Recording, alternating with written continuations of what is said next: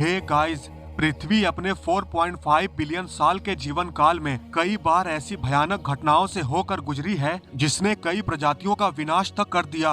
चाहे वो volcanic eruption की घटना हो, भयंकर सुनामी हो या जबरदस्त स्केल का आया भूकंप हो, यहाँ तक कि कई बार अंतरिक्ष से आई तबाही ने भी, जैसे कि एस्टेरॉयड्स ने भी कई बार बहुत सारी प्रजातियों का नामो निशान मिटा दिया है। हम इंसान भी इससे पीछे नहीं थे। हमने भी न्यूक्लियर वेपन का यूज कर इसे दहलाने की कोशिश की, पर इन सब के बाद भी हमारा अस्तित्व अभी भी बना हुआ है। लेकिन आज मैं आपको एक ऐसे इवेंट से रूबरू करवाना चाहूंगा जिसे अभी तक पृथ्वी ने कभी भी नहीं झेला है। जी हाँ, मैं बात कर रहा हूँ हमारे सौर मंडल के करीब सुपरनोवा एक्सप्लोजन की। क्या आपने कभी ये सोचा है, अगर हमारे सौर मंडल के सबसे करीब अल्फा सेंटोरी स्टार सिस्टम में अगर कोई स्टार फट जाए तो इसका हमारे जीवन पर क्या असर होगा? हमारी धरती से कितने दूर तक के स्टार के फटने से हम सुरक्षित रह सकते हैं? क्या कोई भी चीज इनके घातक रेडिएशन से बच सकती है?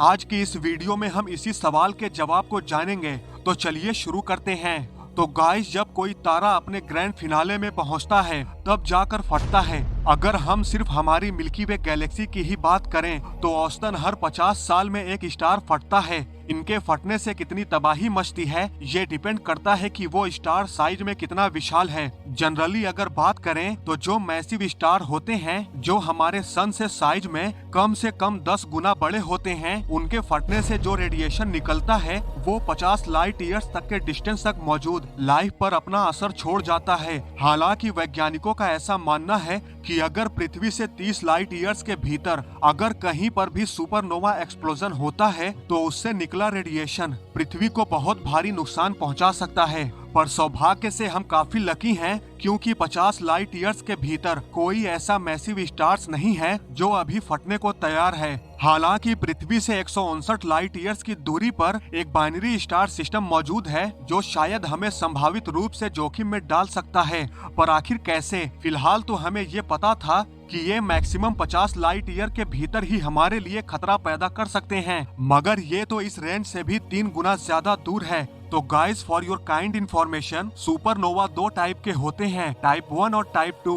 टाइप 2 सुपरनोवा तब होता है जब किसी मैसिव स्टार का ईंधन पूरी तरह से समाप्त हो जाता है। मतलब कि जब ये स्टार अपने ग्रैंड फिनाले में होता है तो इसमें एक जबरदस्त धमाका होता है जिसे टाइप 2 सुपरनोवा के नाम से जाना जाता है। मगर वहीं दूसरी ओर टाइप 1 सुपरनोवा तब होता है जब कोई बाइनरी स्टार, जो आमतौर पर व्हाइट ड्वार्फ स्टार होते हैं, जो एक दूसरे को रोटेट करते करते जब आपस में जा टकराते हैं तो इनके टकराने से जो जबरदस्त धमाका होता है उसे टाइप 1 सुपरनोवा कहा जाता है। टाइप 1 सुपरनोवा टाइप 2 सुपरनोवा से कहीं ज्यादा पावरफुल होता है, इसलिए ये हमारे ऊपर 159 लाइट ईयर दूर से भी प्रभाव छोड़ सकता है। हालांकि इसका हमारे जीवन पर कुछ खासा असर तो नहीं पड़ेगा, पर अगर टाइप 1 सुपरनोवा हो या टाइप 2 सुपरनोवा हो, अगर ये हमारे सौर मंडल के करीब कहीं पर भी फटते हैं तो ये हमारे लिए मुसीबत बन सकते हैं। इनसे निकलने वाला रेडिएशन हमें पल भर में मार सकता है। पर सौभाग्य से न ही कोई मैसिव स्टार और न ही कोई बाइनरी स्टार हमारे सौर मंडल के आसपास मौजूद है, जिससे हमें इनसे घबराने की जरूरत नहीं है। पर हमारे सौर मंडल के करीब छोटे स्टार्स, लाइक हमारे सन जैसे स्टार्स कई सारे हैं। तो अगर ये छोटे स्टार फटते हैं तो क्या तब भी हम इनसे खतरे में आ सकते हैं? तो guys, for your kind information, जब भी कोई हमारे सन जैसे स्टार्स मरते हैं तो वो कभी भी सुपरनोवा नहीं बनते हैं,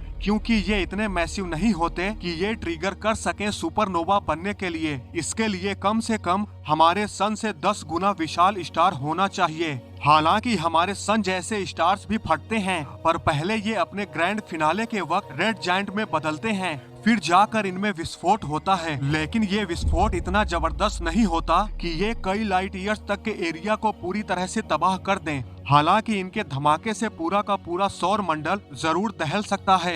इसलिए अगर पृथ्वी के सबसे नजदीकी स्टार सिस्टम अल्फा सेंटोरी में, जो कि ट्रिपल स्टार सिस्टम है, जिसमें अल्फा सेंटोरी ए जो कि हमारे सन से थोड़ा बड़ा है, वहीं अल्फा सेंटोरी बी हमारे सन से थोड़ा छोटा है। पर वहीं इसके मेन स्टार प्रोक्सिमा सेंटोरी जो कि एक रेड ड्वार्फ स्टार है जो काफी छोटा भी है, इसलिए अगर इनमें से कोई सा भी फटता है तो ये अपने स्टार सिस्टम के अलावा किसी और स्टार सिस्टम के लिए बिल्कुल भी खतरा नहीं है। पर इस स्टार सिस्टम में अल्फा सेंटोरी ए और अल्फा सेंटोरी बी एक बाइनरी स्टार हैं जो एक दूसरे के चारों तरफ घूमते हैं। हालांकि इन दोनों स्टार्स के बीच की दूरी तकरीबन 23 एस्ट्रोनॉमिकल यूनिट है, यानी सन से पृथ्वी की दूरी का तकरीबन 23 गुना ज्यादा। पर अगर मान लो अगर ये किसी एस्ट्रोनॉमिकल इवेंट की वजह से एक दूसरे से टकरा जाते हैं तो ये हमारे अस्तित्व के लिए खतरा पैदा कर सकते हैं। सबसे पहले तो इनसे निकलने वाली शॉक वेव हमारे पूरे वातावरण को मिटा देने के लिए पर्याप्त फोर्स के साथ पहुंचेंगी। अगर मान लो किसी तरह से थोड़ा बहुत जीवन बच भी जाता है तब भी दो स्टार्स के कोलिजन से निकलने वाली अल्ट्रावायलेट रेज और गामा रेज काफी घातक होती हैं जो ओजोन लेयर को नष्ट कर देती हैं, जिससे नाइट्रस ऑक्साइड स्मॉग बनता है जो कि एटमॉस्फेयर को काफी जहरीला बना देता है। इसलिए घातक रेडिएशन और जहरीले एटमॉस्फेयर से बचने के लिए हम सभी को गहरे भूमिगत जाना होगा,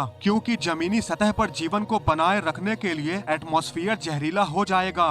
पर अगर हम अंडरग्राउंड गए भी तब भी वहाँ पर भी हमारा जीवन आसान नहीं होगा, क्योंकि दुर्भाग्य से म्यूटेशन और घातक कैंसर जैसी बीमारी में वृद्धि होगी। और इन सब से भी ऊपर फाइटोप्लैंक्टन ऑर्गेनिज्म जो पृथ्वी पर सभी फोटोसिंथेटिक एक्टिविटी का लगभग 50% हिस्सा है वो भी मर जाएगा। दोस्तों, फाइटोप्लैंक्टन हमारे लिए इतना महत्वपूर्ण इसलिए है क्योंकि ये हमारे वातावरण से कार्बन डाइऑक्साइड को एब्जॉर्ब कर सकता है। इसके बिना हमें सांस लेने में मुश्किल हो जाएगी। ग्लोबल वार्मिंग हमारे नियंत्रण से भी आगे बढ़ जाएगी। फाइटोप्लैंक्टन की कमी का नतीजा ये होगा कि सभी समुद्री जीव विलुप्त हो जाएंगे, क्योंकि फाइटोप्लैंक्टन एक माइक्रोस्कोपिक शैवाल है जो एक बैलेंस इकोसिस्टम में बहुत सारे समुद्री जीवों का भोजन होते हैं। फाइटोप्लैंक्टन जिसे माइक्रो एल्गी के रूप में भी जाना जाता है, ये स्थलीय पौधों के समान होते हैं, जिससे उनमें क्लोरोफिल होता है और जीवित रहने और बढ़ने के लिए सूर्य के प्रकाश की आवश्यकता होती है। तो अगर सूर्य के प्रकाश के अलावा सुपरनोवा द्वारा निकाली गई घातक रेडिएशन धरती पर पहुंचेगी तो ये फाइटोप्लैंक्टन को कैसे पनपने देंगी।